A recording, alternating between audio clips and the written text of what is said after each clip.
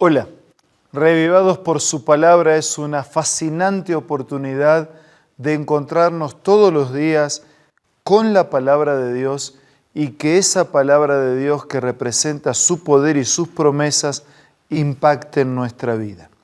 Hoy nos vamos a concentrar en el capítulo 8 del libro de Jueces. Antes vamos a tener una oración. Padre nuestro que estás en los cielos, suplicamos la asistencia de tu Espíritu al meditar y reflexionar en tu palabra. Te lo pedimos y agradecemos en el nombre de Jesús. Amén. En el capítulo 8 del libro de Jueces nos encontramos con una actitud muy propia de muchos seres humanos o de todos, cuando nos dejamos manejar y dominar, gobernar por el pecado. Hay una actitud de envidia hacia Gedeón y en contraste hay una actitud de humildad de parte de Gedeón, lo cual implica y significa la diferencia en la vida de aquel que acepta la voluntad y la presencia de Dios en su caminata diaria.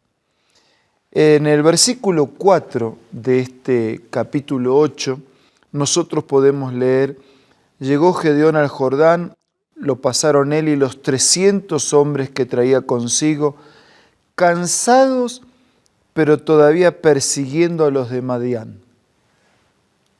Y a mí me gusta así resumir algunos pasajes de la Biblia. Yo noté aquí al lado de este pasaje la palabra perseverancia. Estaban cansados, pero seguían persiguiendo. Qué ilustración, qué lección para aprender en la vida, ¿no?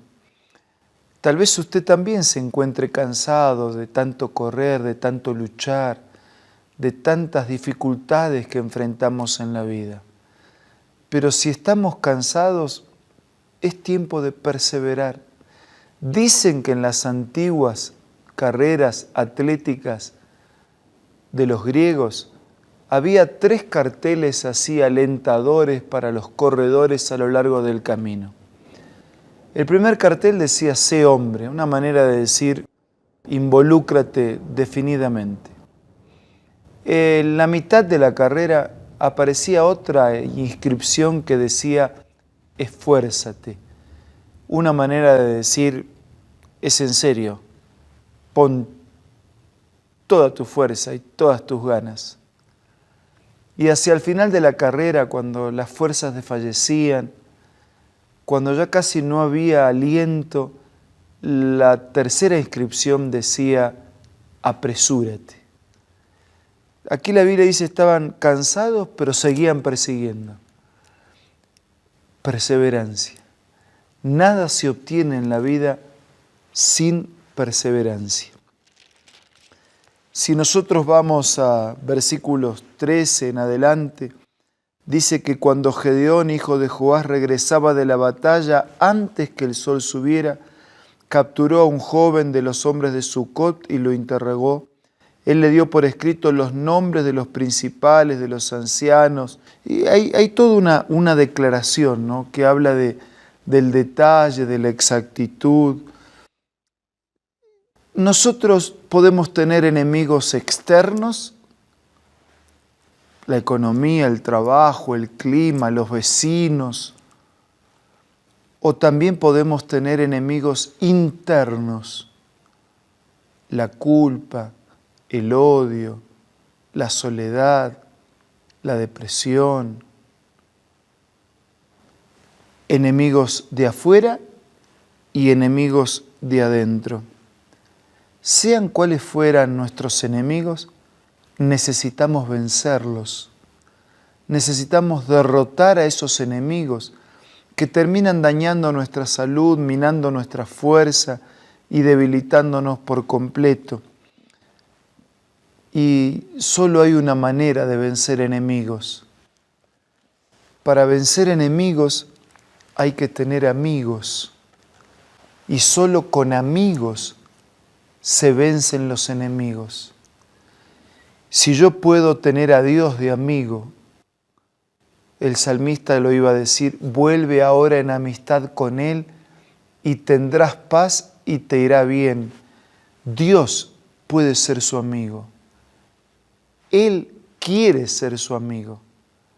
La Biblia, la oración, el contacto con personas que puedan tener fe y principios religiosos, son amigos. Y los enemigos externos y los internos solo se vencen con amigos. Este capítulo 8 de Jueces concluye contándome someramente sobre la muerte de Gedeón. Versículos 32.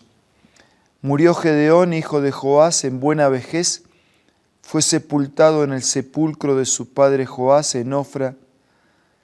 Pero aconteció que cuando murió Gedeón, los hijos de Israel volvieron a prostituirse yendo tras los Baales. Y escogieron por Dios a Baal-Berit.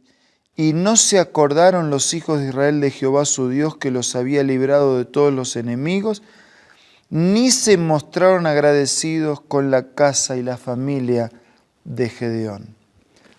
Es así. Cuando uno es ingrato con Dios, termina siendo ingrato con las personas que están a nuestro alrededor. Pero cuando uno puede ser agradecido con Dios, entonces también es agradecido con las personas con las que nos relacionamos diaria y permanentemente.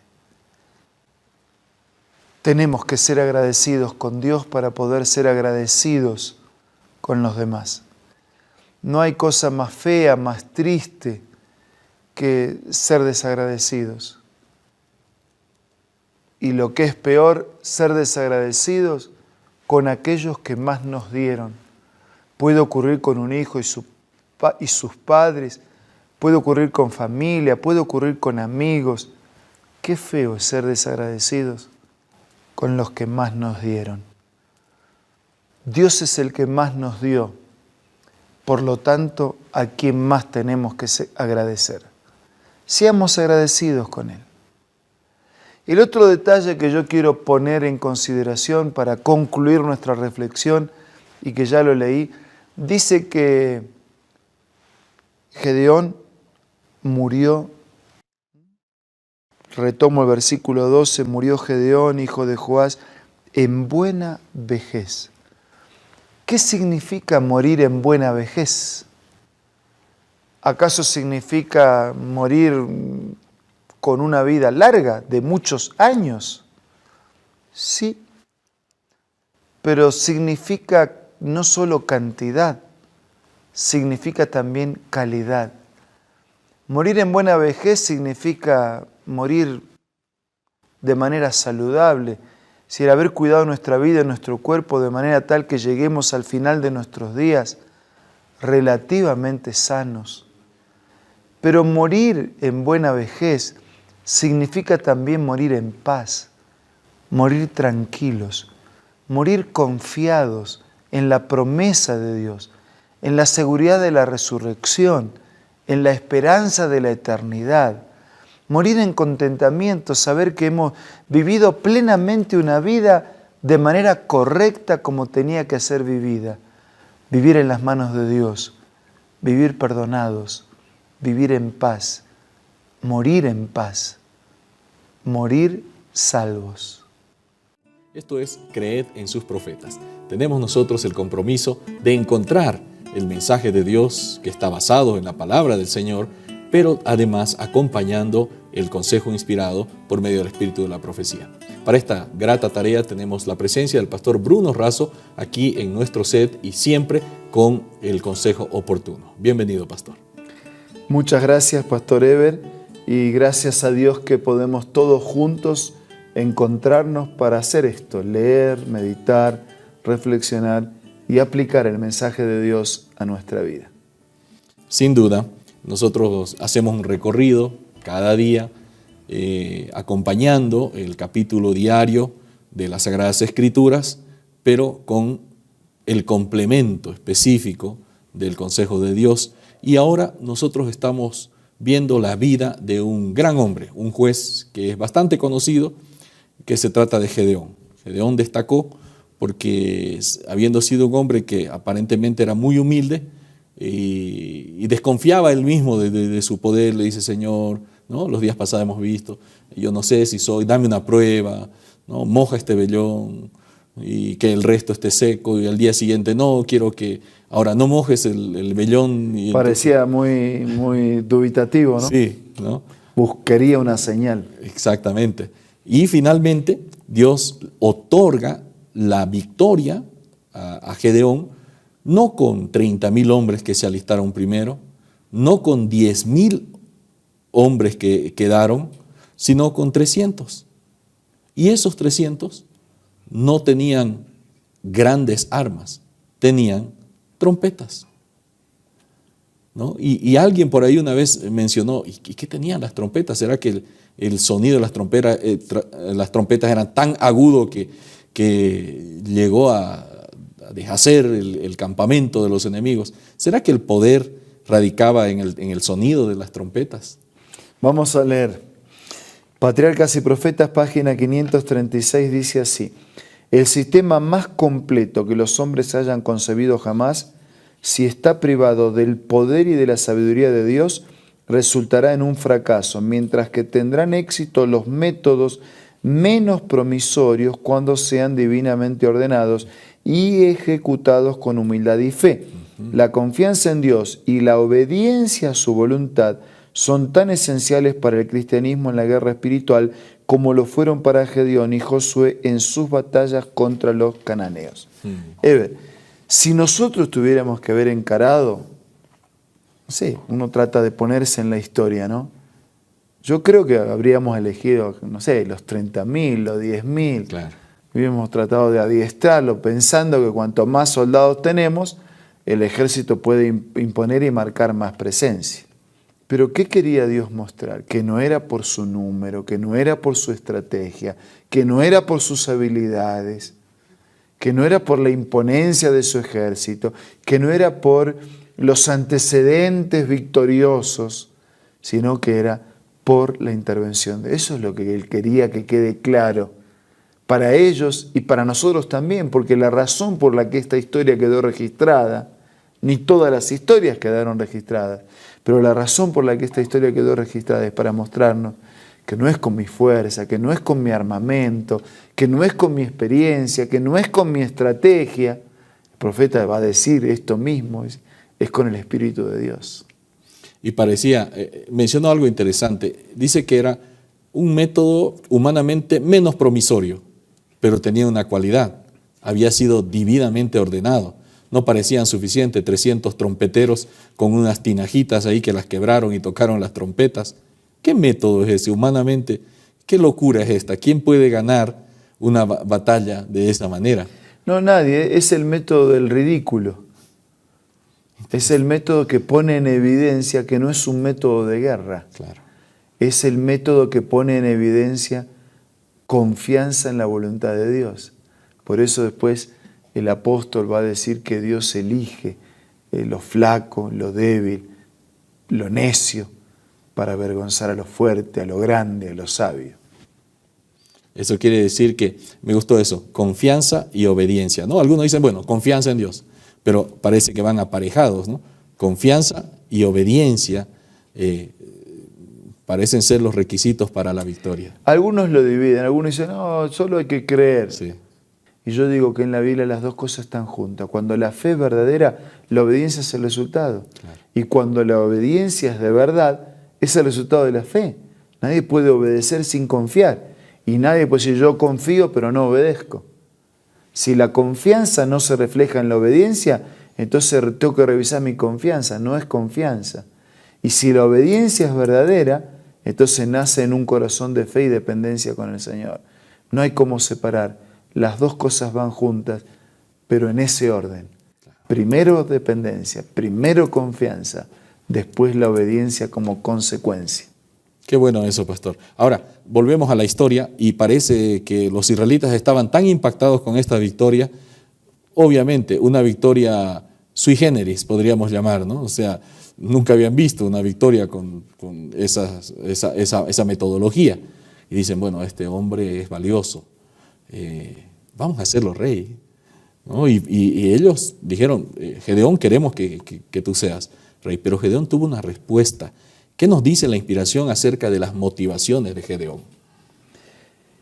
Patriarcas y Profetas, Elena de White escribió: en su gratitud porque lo había librado de los madianitas, el pueblo de Israel propuso a Gedeón como rey y que el trono quedara asegurado para sus descendientes.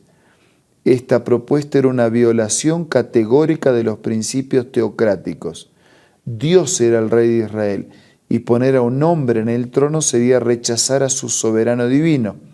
Gedeón reconocía este hecho y su respuesta demuestra cuán fieles y nobles eran sus móviles.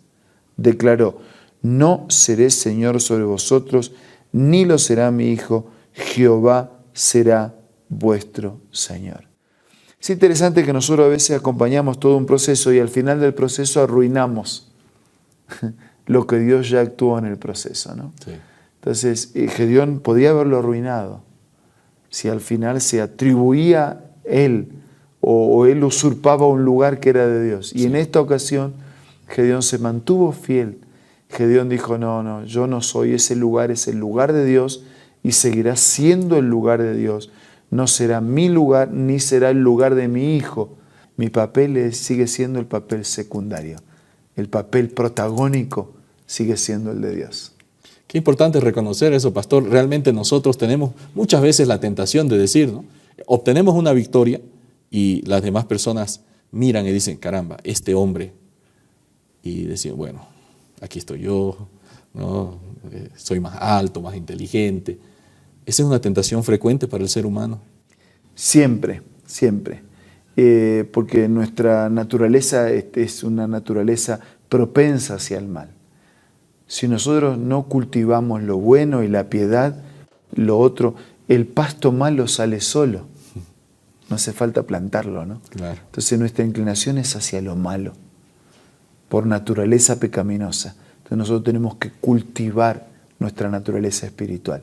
Alguien dijo así, ¿no? Ilustrando de una manera doméstica, es como la lucha entre dos perros, ¿no? La naturaleza espiritual, la naturaleza carnal.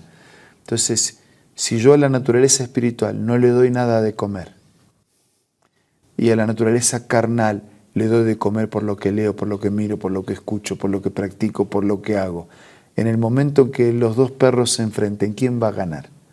Una naturaleza espiritual débil, raquítica, porque no leemos la Biblia, porque no oramos, porque no vamos a la iglesia, porque no alabamos a Dios, porque no practicamos un servicio misionero en favor de otros. Entonces tenemos que alimentar la naturaleza espiritual dependiendo del Señor para ser vencedores. Esta dependencia del Señor fue notable entonces en Gedeón. Fue totalmente notable en esta escena. Qué bueno. Amigos, la dependencia del Señor es una característica de aquellos que queremos seguir la voluntad de Dios. Llegó el momento para el cierre, recibimos un consejo y también la bendición a través de la oración. Queremos invitar a todos a alimentar la naturaleza espiritual a través de la fe, de la confianza en el Señor, a través del estudio de su palabra, a través del estudio del espíritu de profecía, de la oración, de la comunión con Dios, de la asistencia a la iglesia. Si usted necesita asistir a una iglesia, entra en contacto con nosotros para que podamos hacerle llegar direcciones cercanas a su domicilio, o entre en el site Yo Busco una Iglesia y participe de una vida espiritual que enriquezca su naturaleza espiritual para que podamos ser victoriosos, para que podamos ser fieles. Ahora vamos a orar. Señor, queremos ser actores secundarios. Queremos que Jesús sea el actor principal en nuestra vida. Y escondidos en Él, podamos ser felices, podamos ser fieles, podamos ser victoriosos. Bendice a todos nuestros amigos, te lo pido, te lo agradezco en el nombre de Jesús. Amén.